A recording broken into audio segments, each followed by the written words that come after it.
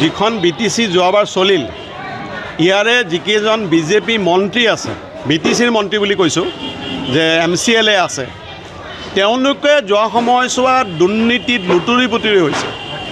মথনগুৰি যিটো সমষ্টি এই মথনগুৰি সমষ্টিৰ যিজন MCLA তেওঁৰ বিৰুদ্ধে বিজেপিৰ নেতাই অভিযোগ কৰিছে যে যোৱা 5 বছৰৰ ভিতৰত 41 কোটি টকাৰ হোটেল ডলি হোটেল বৰপেটাত তেওঁ কিনিছে। 5 কোটি টকাৰে তেওঁ 2.5 বিঘা মাটি একেবাৰে বিজনেছৰ মাটি তেওঁ কিনিছে। 10 কোটি টকাৰে এটা মাৰ্কেট কমপ্লেক্স কিনিছে। গতিকে বিজেপিৰ যিসকলে ক্ষমতাত BTCত আছিল তেওঁলোকক দুৰ্নীতিত লুতুৰি পুতুৰি। এতিয়া মুখ্যমন্ত্ৰীয়ে কৈছে VCDC আমি ইলেকশ্যনৰ ব্যৱস্থা কৰিম। ইমান দিন কি কৰিলে? তেওঁলোকতো BPFৰ লগতো আছিল, তেওঁলোক EPPLৰ লগতো আছিল। গতিকে নিৰ্বাচনৰ সময়ত কথা কোৱা আৰু কাৰ্যক্ষেত্ৰত কাম কৰা এইটো হিমন্ত বিশ্ব শৰ্মাৰ ক্ষেত্ৰত সদায় কোনো মিল নথকা কাৰবাৰ তেওঁ কৰি আহিছে। গতিকে এইবাৰ এটা কথা আমি লক্ষ্য কৰিছোঁ, প্ৰতিটো সমষ্টিতে বিজেপি এইবাৰ পৰাজিত হোৱাৰ সম্ভাৱনা আছে। মই কালি মথনগুৰিলৈ গৈছোঁ, তাত বিজেপিৰ পৰাজয় নিশ্চিত। আজি মই এইটো সমষ্টিত আছোঁ, MLA এজনক কেণ্ডিডেট দি মুখ্যমন্ত্ৰী দুবাৰকৈ সমষ্টিটোত আহিব লগা হৈছে। ইয়াৰ পৰা আপুনি কি বুজিব? গতিকে এই MLA জন তেওঁক আচলতে বিপদত পেলালে এইজন মানে মুখ্যমন্ত্ৰীয়ে, কেৱল কাৰণ তেওঁ দেখিছে এইটো সমষ্টি জিকাৰ কোনো সম্ভাৱনা নাই। গতিকে বিজেপি এইবাৰ এই নিৰ্বাচনত চূড়ান্তভাৱে পৰাজিত হ'ব আৰু আমি আশা কৰিছোঁ যে আমি যি 3জন প্ৰাৰ্থী দিছোঁ তেওঁলোকে এইবাৰ ভাল প্ৰতিদ্বন্দ্বিতা আগবঢ়াব। চাওক, ৰাইজে কিহৰ কাৰণে এইবাৰ মোক বা CPMক নিৰ্বাচিত কৰিব, ইয়াৰ মূল কাৰণটো হৈছে ৰাইজে দেখিছে, ৰাইজৰ অভিজ্ঞতা আছে যে দীৰ্ঘদিন ধৰি আমি ৰাজপথত আন্দোলন কৰি আছোঁ আৰু ৰাইজে নিজে স্বতঃস্ফূৰ্তভাৱে কৈ আছে যে ৰাজপথৰ আন্দোলন এতিয়া সদনৰ মজিয়াত ল'ব লাগে।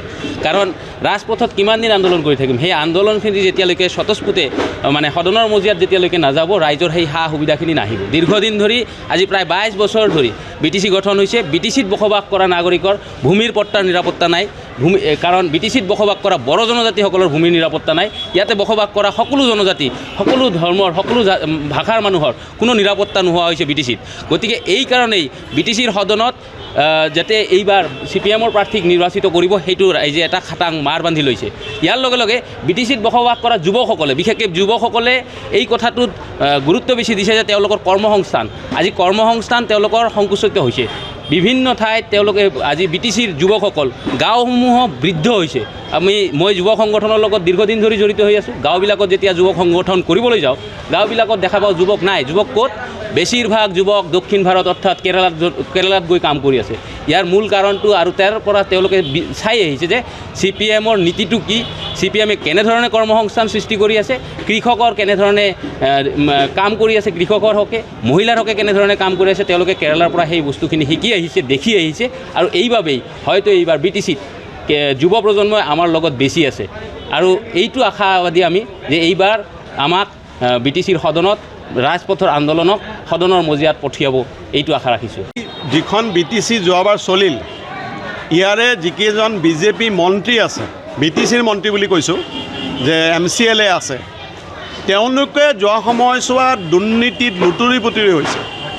মথনগুৰি যিটো সমষ্টি এই মথনগুৰি সমষ্টিৰ যিজন MCLA তেওঁৰ বিৰুদ্ধে বিজেপিৰ নেতাই অভিযোগ কৰিছে যে যোৱা 5 বছৰৰ ভিতৰত 41 কোটি টকাৰ হোটেল ডলি হোটেল বৰপেটাত তেওঁ কিনিছে।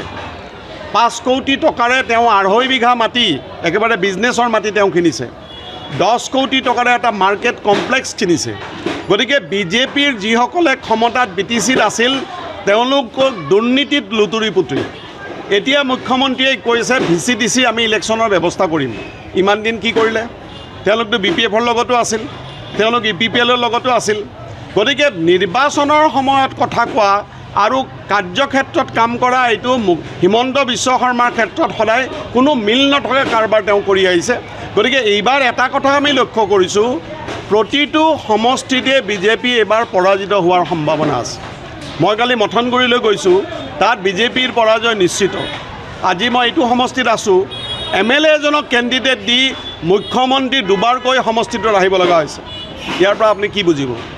গতিকে এই MLA জন তেওঁক আচলতে বিপদত পেলালে এইজন মানে মুখ্যমন্ত্ৰীয়ে কেৱল কাৰণ তেওঁ দেখিছে এইটো সমষ্টি জিকাৰ কোনো সম্ভাৱনা নাই। গতিকে বিজেপি এইবাৰ এই নিৰ্বাচনত চূড়ান্তভাৱে পৰাজিত হ'ব আৰু আমি আশা কৰিছোঁ যে আমি যি তিনিজন প্ৰাৰ্থী দিছোঁ তেওঁলোকে এইবাৰ ভাল প্ৰতিদ্বন্দ্বিতা আগবঢ়াব।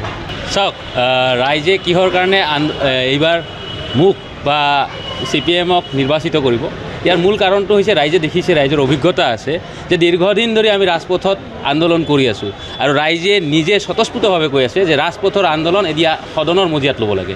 কাৰণ ৰাজপথত কিমান দিন আন্দোলন কৰি থাকিম, সেই আন্দোলনখিনি যেতিয়ালৈকে স্বতঃস্ফূৰ্তে মানে সদনৰ মজিয়াত যেতিয়ালৈকে নাযাব ৰাইজৰ সেই সা সুবিধাখিনি নাহিব। দীৰ্ঘদিন ধৰি আজি প্ৰায় 22 বছৰ ধৰি BTC গঠন হৈছে। BTCত বসবাস কৰা নাগৰিকৰ ভূমিৰ পট্টাৰ নিৰাপত্তা নাই, কাৰণ BTCত বসবাস কৰা বড়ো জনজাতিসকলৰ ভূমিৰ নিৰাপত্তা নাই। ইয়াতে বসবাস কৰা সকলো জনজাতি, সকলো ধৰ্মৰ, সকলো ভাষাৰ মানুহৰ কোনো নিৰাপত্তা নোহোৱা হৈছে BTCত।